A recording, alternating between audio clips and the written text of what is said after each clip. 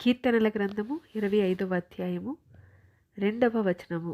నా దేవా, నీ యందు నమ్మిక ఉంచియున్నాను, నన్ను సిగ్గుపడనీయకుము. నా శత్రువులను నన్ను గూర్చి ఉత్సహింపనీయకుము.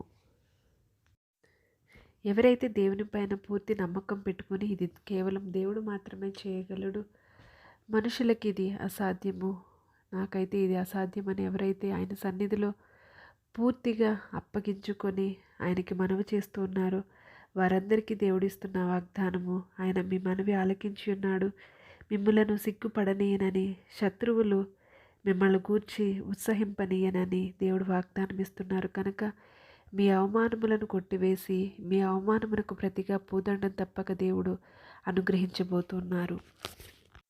పరిశుద్ధుడా, నీకు వందనములు, స్తోత్రములైన ఈ సమయంలో ఎవరైతే మీ యందు నమ్మకం ఉంచి పూర్తిగా వారిని మీ సన్నిధిలో అప్పగించుకొని మీ దగ్గర నుంచి సమాధానం కోసం, ఆశీర్వాదం కోసం ఎదురు చూస్తున్నారో వారి అవమానమును తొలగించి సిగ్గుపడకుండా, శత్రువులు వారిని బట్టి ఉత్సహించకుండగా మీ నామమునకు మహిమ కలుగున రీతిగా నీ బిడ్డలు మీరు హెచ్చించి దీవించి ఆశీర్వదించమని యేసయ్య నామములో అడిగి వేడుకుంటున్నాను తండ్రి. ఆమేన్.